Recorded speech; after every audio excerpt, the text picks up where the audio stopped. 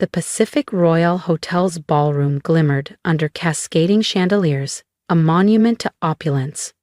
My parents' 35th anniversary celebration was everything you'd expect from the founders of Delgado Global Logistics. Lavish, theatrical. I smoothed the hem of my navy silk dress, understated amid the parade of couture gowns and glittering jewels. Across the room, my brother Adrian's booming laughter dominated the conversation. He was surrounded by venture capitalists, spinning another story about his latest brilliant acquisition. Adrian always knew how to command a stage, especially when the audience was rich. "Isabella!" My mother's voice sliced through the music as she approached, her diamond necklace catching the light. "Darling, you finally made it." She air-kissed my cheek, careful not to smudge her flawless makeup. Then, with a quick, appraising glance, "Though you could have worn something brighter," she quipped. I just smiled. Let her think my dress was plain. I'd learned long ago being underestimated was my favorite strategy. It made the reveal so much sweeter.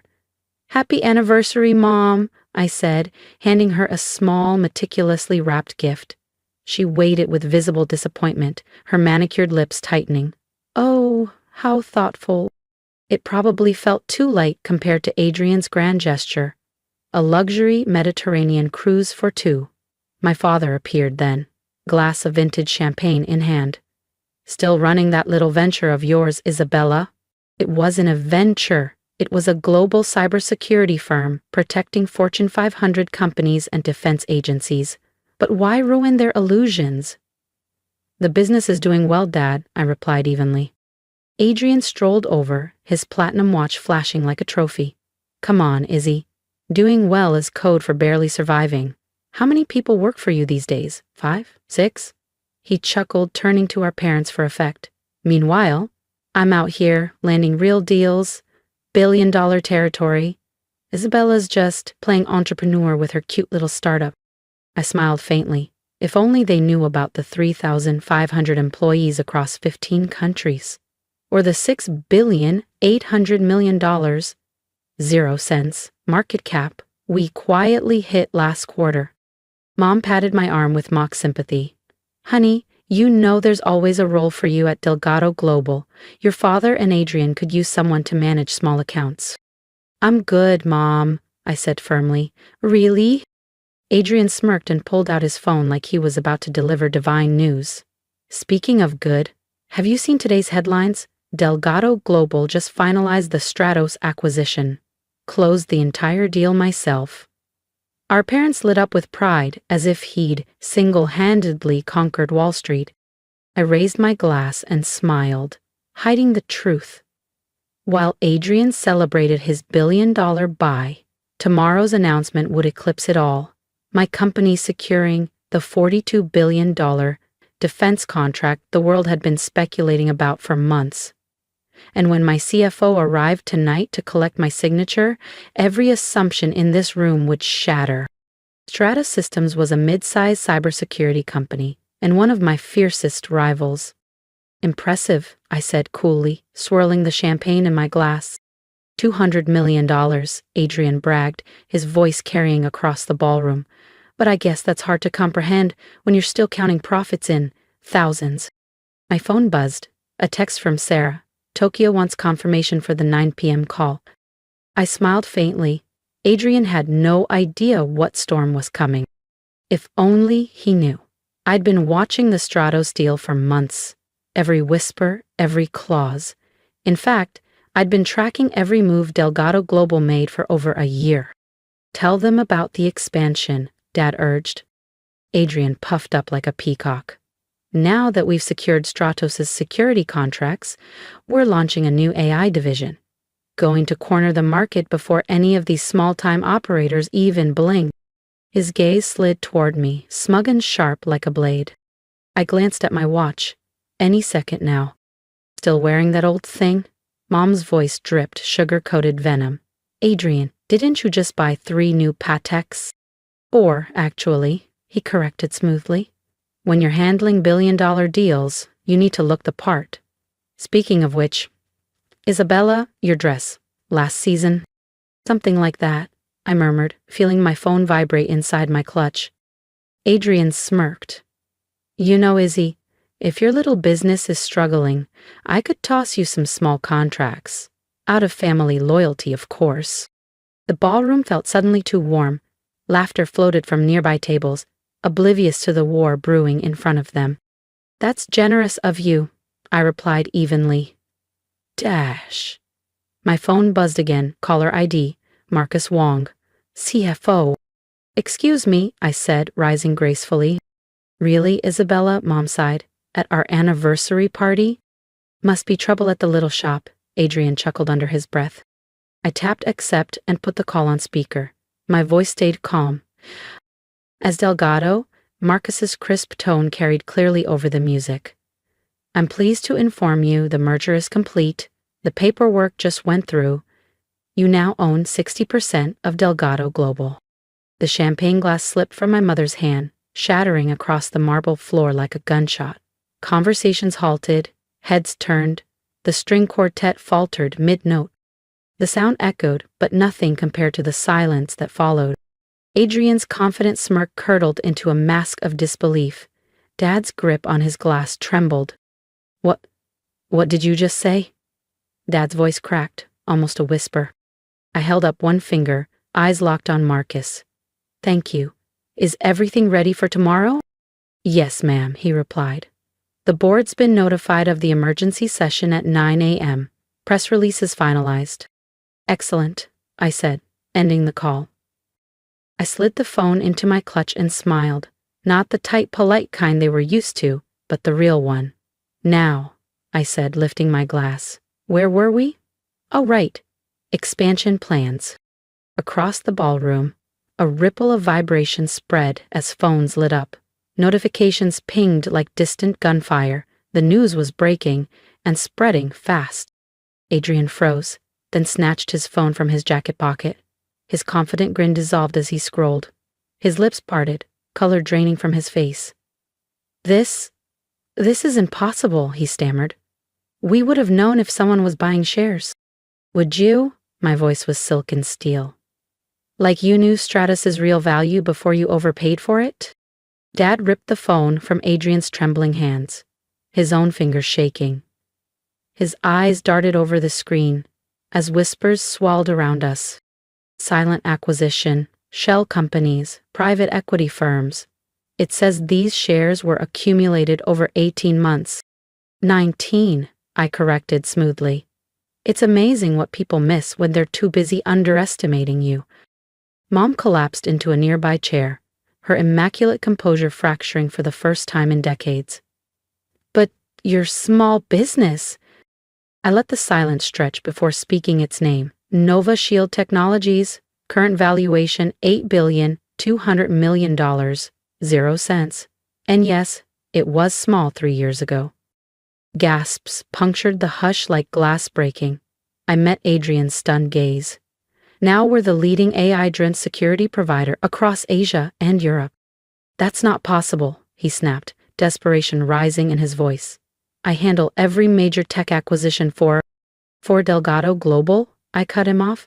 The same company that just spent $200 million, 0 cents, acquiring Stratos Systems without realizing it was already obsolete. Murmurs rippled. Guests leaned in, phones recording now. Our systems, I continued evenly, are 3 generations ahead. Stratos hasn't been competitive in years. Adrian's jaw worked soundlessly as the truth sank in. You let me buy it. You knew that it was worthless? I tilted my head. Yes, that's what happens when you skip due diligence. Too busy buying Pateks to notice Stratus's biggest clients had already signed with NovaShield. Dad stepped forward, business instinct finally battling panic. Isabella, let's discuss this reasonably. We're family. Family? My laugh was low, bitter. Was it family when you told me coding was a waste of time? When you said women in tech were a passing trend? Eyes burned into us from every direction. Cameras flashed. Whispers turned into a hum of scandal. You can't just take over Delgado Global, Adrian's voice cracked. The board won't allow it. I slid my tablet from my clutch and unlocked it with a tap. You mean these board members? I turned the screen toward them. A cascade of emails, every signature clear. They've pledged full support for new leadership. Effective tomorrow at 9 a.m. The room went deathly silent. Then, softly, I raised my glass. Congratulations on 35 years, Mom and Dad. Here's to the next chapter. If you think the shock in that ballroom was the end, trust me, it was just the beginning. Want to see how Isabella handles the boardroom showdown at dawn? Subscribe now and stay tuned for the next part. You won't want to miss it.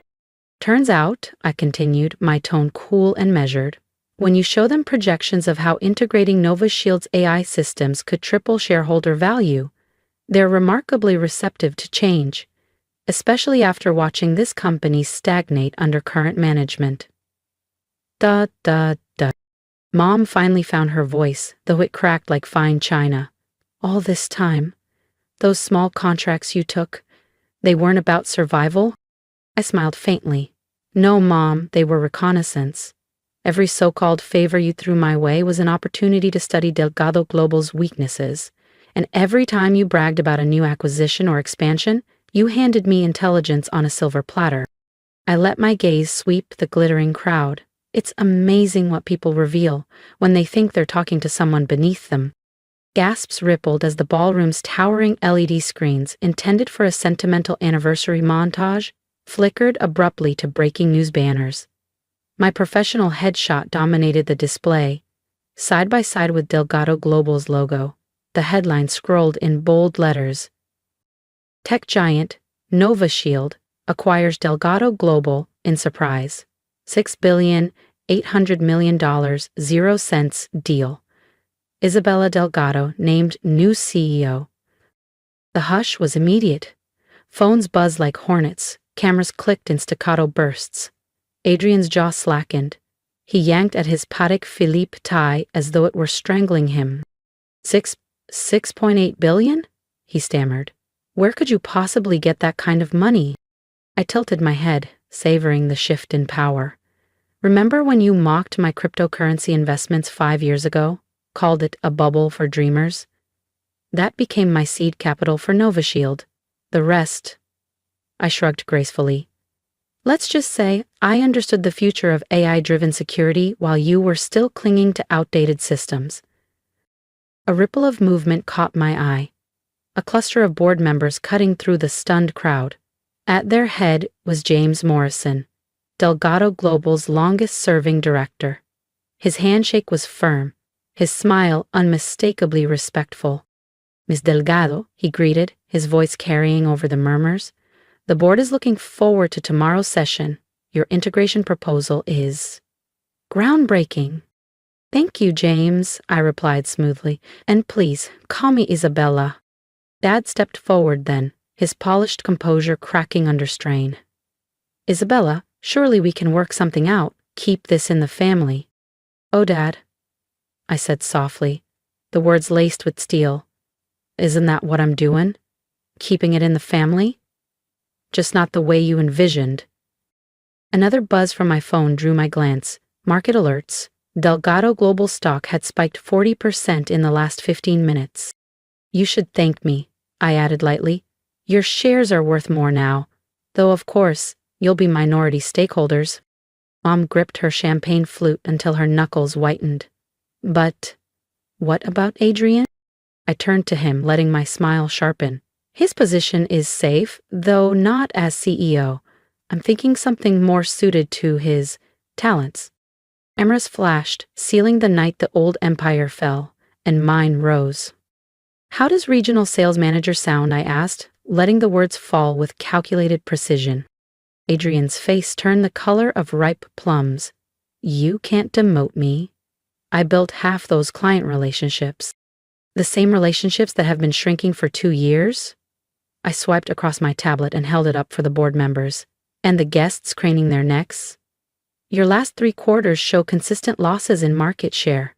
The board is concerned, Adrian.